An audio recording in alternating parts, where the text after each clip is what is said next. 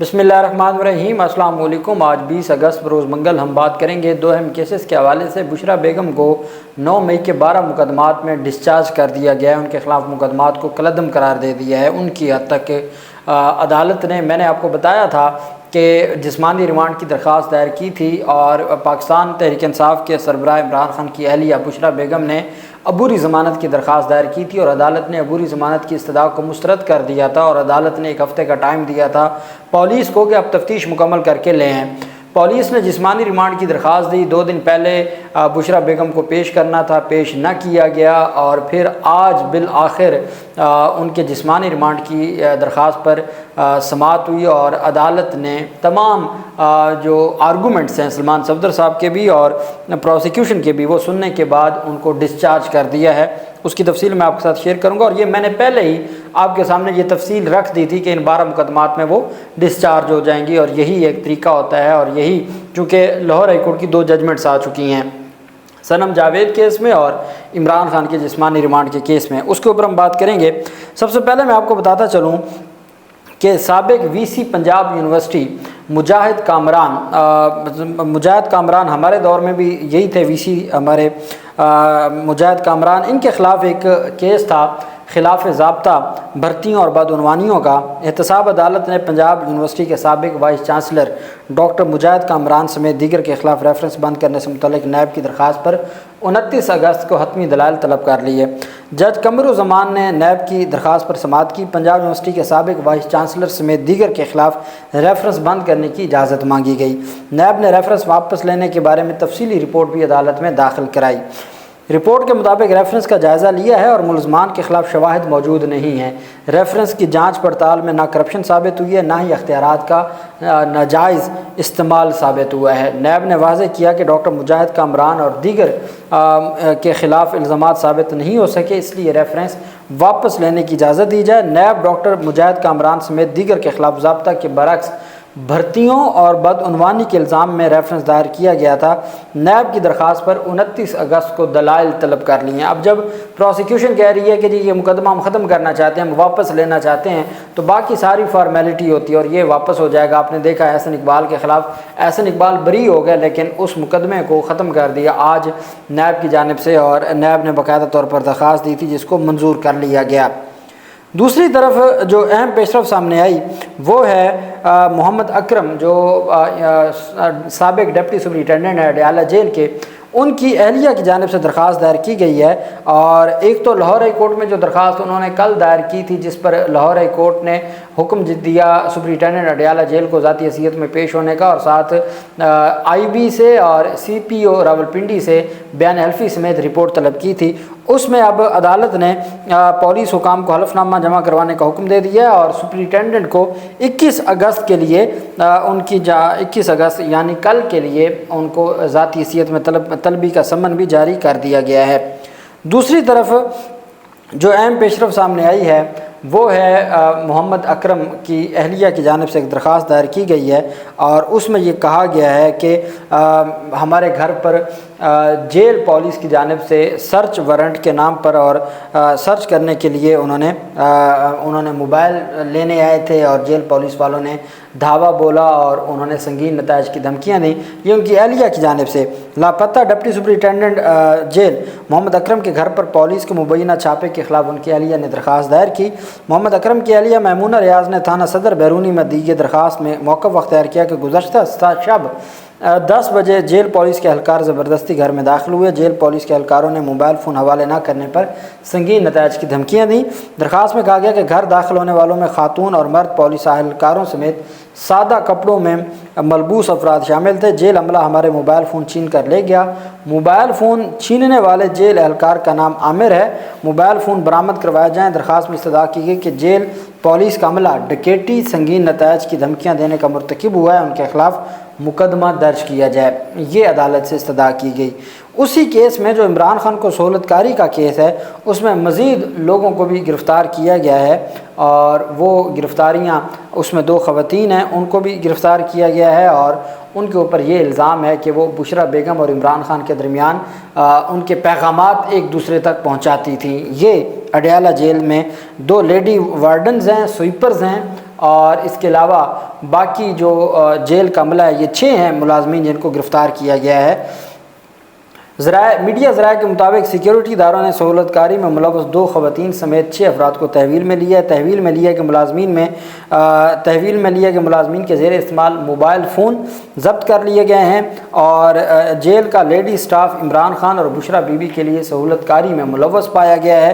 14 اگست سے اب تک سہولت کاری میں 13 افراد تحویل میں لیے جا چکے ہیں۔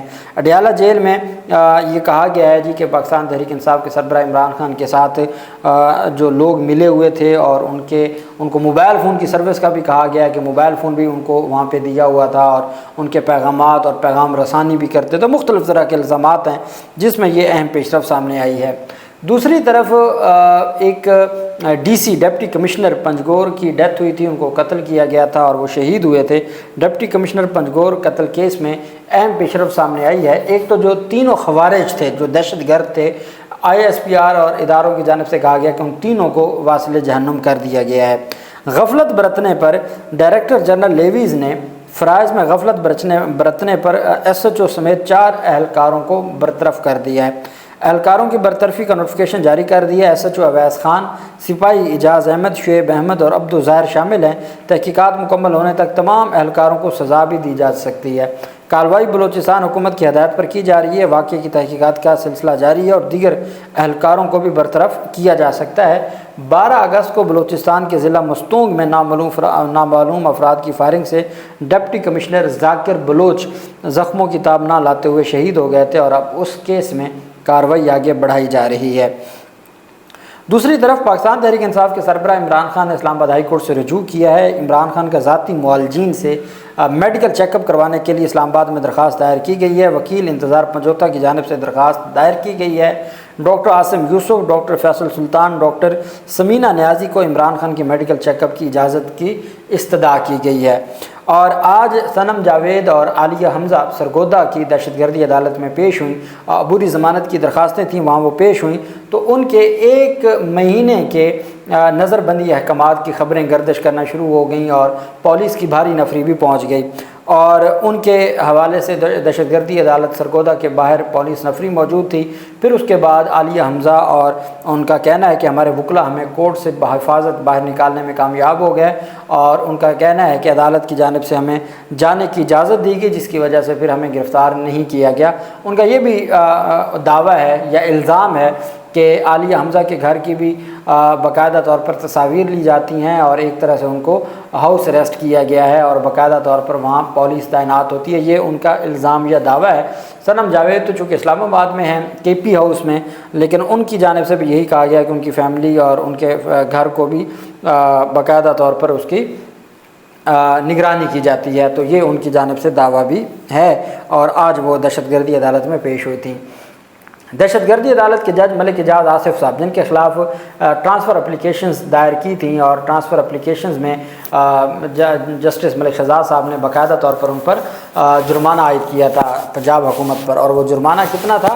وہ 11 درخواستیں تھیں، 2 لاکھ ایک درخواست کا جرمانہ تھا، ٹوٹل 22 لاکھ جرمانہ تھا۔ چونکہ یہ 12 مقدمات ہیں تو 11 درخواستیں انہوں نے الگ الگ مقدمے کی دی تھیں۔ اب بشرا بیگم کے حوالے سے میں نے آپ کو بتا دیا تھا، آپ جانتے ہیں، آپ نے سنا ہوگا، میں نے آپ کو بتا دیا تھا کہ ان کو وہ ڈسچارج ہو جائیں گی۔ وہی ہوا۔ لاہور ہائی کورٹ کے جو فیصلہ ہے، ڈویژن بینچ کا 2 فیصلے ہیں، ان کو مد نظر رکھتے ہوئے اعجاز آصف صاحب کے سامنے ان کو پیش کیا گیا، اور ان کے جسمانی ریمانڈ کی استدعا کی گئی، اور پولیس کا موقف تھا کہ بشرا بی بی سے GHQ حملہ سمیت مختلف مقدمات کی جو تفتیش ہے وہ کی جائے گی، جبکہ سلمان صفدر نے کہا کہ 7 مہینے پہلے ان کو نامزد کیا گیا ایک کو اکیوزڈ کے کہنے پر۔ سلمان صفدر صاحب کہتے ہیں کہ صرف الزام یہ ہے کہ جی 9 مئی کے واقعات پر بشرا بی بی خوش ہوئی ہیں، خوشی کی وجہ سے 12 مقدمات میں، دہشت گردی کے مقدمات میں نامزد کیا گیا ہے۔